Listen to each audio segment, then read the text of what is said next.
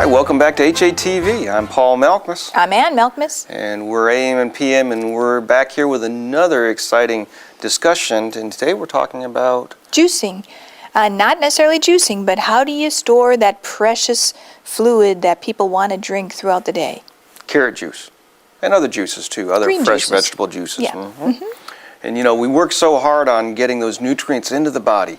The carrot juice, the vegetable juice, you know, and for us, we drink a lot of green vegetable juices like the kale and the collards and the chard and all of those things. We just love our vegetable juices.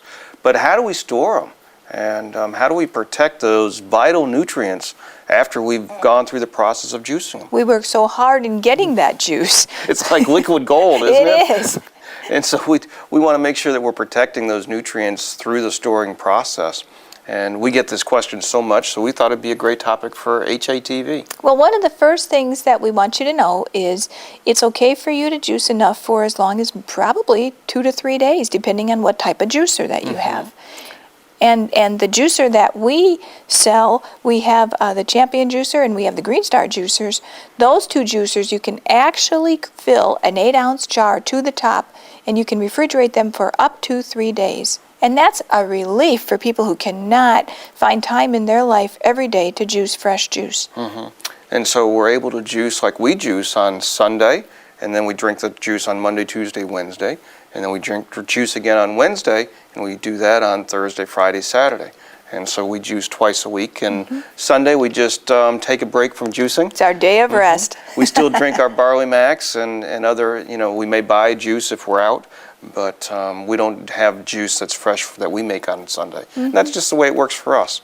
We use the Green Star, the Elite Green Star, because we really like it. I guess that's the best reason. Oh my goodness, it makes it so much easier. We get plenty of juice from the extraction method, but our pulp is dry, and we notice that even at day 3, it's a good, clear, wonderful, solid juice. It doesn't seem like it breaks Separated up. too Yeah, much. exactly. So that's why we use the Elite Green Star. And so we're able to juice, you know, on Sunday and still have good juice on Wednesday. And that's really nice to know that your juice is of good quality for that period of time. But the way we store the juice is so important. Well, Howley Acres has one way of doing it, and I'd love for you to show them that one little container that has carrot juice in it. So at Howley Acres in the store here, we actually sell it in these little plastic containers. They're BPA free, and so we sell these through the store there at Howley Acres. But when we juice at home, we don't have these little containers. We do not. What we have are the little mason jars. And so what we do is we fill the mason jars up all the way to the top. Now these are the canisters or the lids that usually come with the mason jars, but we don't use these at home. We do not. I don't care to have my juice touching metal. Yep. What we use at home are the plastic lids, and again these are BPA free, and so we put this on the top of the mason jar, and it works just fine for keeping the juice. We can get those little plastic lids at our local hardware store. We have seen them at Walmart, and they're not necessarily easy to find, but if you look hard enough, you'll find them, and they're in 2 separate sizes, so they will fit the smaller 8-ounce jars, and they will fit the larger ones as well. Right.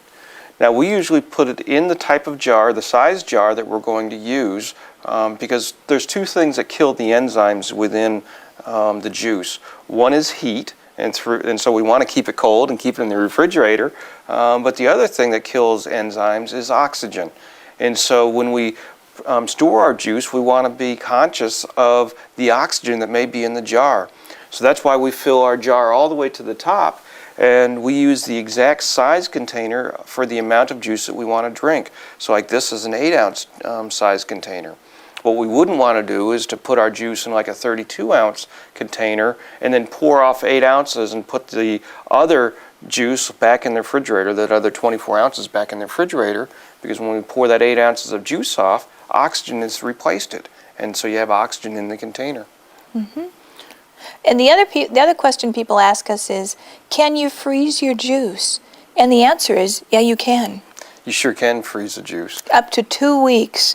Make sure, though, that you don't fill it directly to the top if you're using those glass mason jars, because the fluid and the liquid will expand from freezing. and then you could have a mess in your freezer. You would have juice everywhere. And its carrot juice stains a lot. It can. It can. Yeah.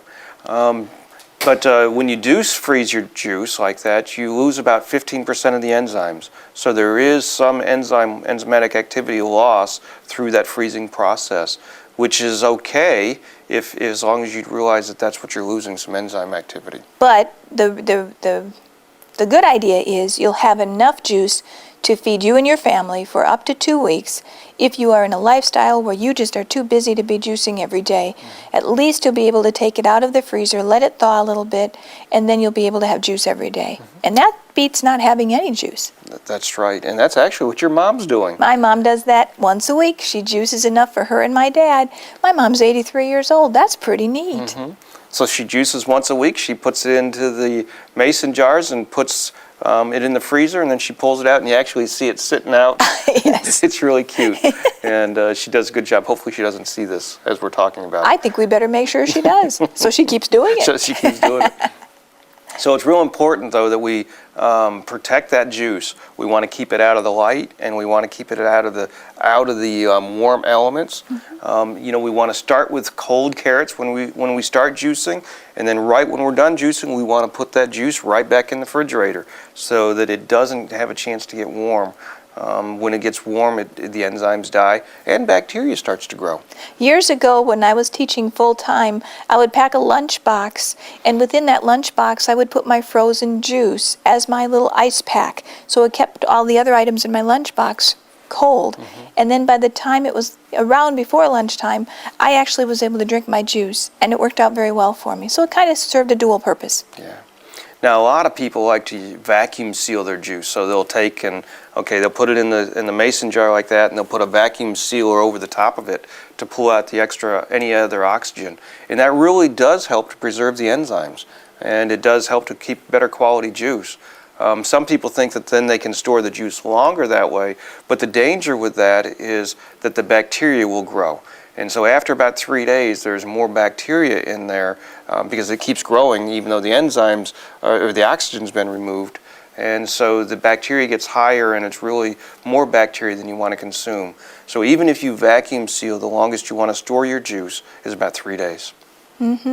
So those are the answers that we have for the questions that people have regarding how do I take good care of this wonderful juice that has been so supportive of our bodies.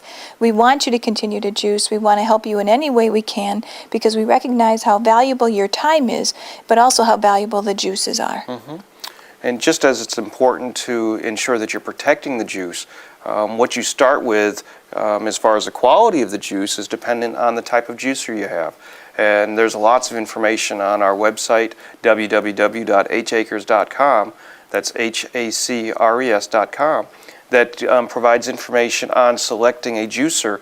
And depending on the juicer, your enzyme activity can really range from about 40% remained after juicing to up over 90%, and which is a wide range. And those enzymes are the life force, so it's really important that we protect them as much as possible. People spend so much money on anti-aging types of things, and truly, what you really want to do is you want to continue to consume living juices every single day, and you'll find that you probably don't need any of those or many of those anti-aging types of products out there. Just continue to drink your juice. Juicing is incredible. It's like gold, liquid gold. Much more valuable. Hope we've shared some information that'll be of use to you today, and we look forward to you next time on HATV. This is AM and PM.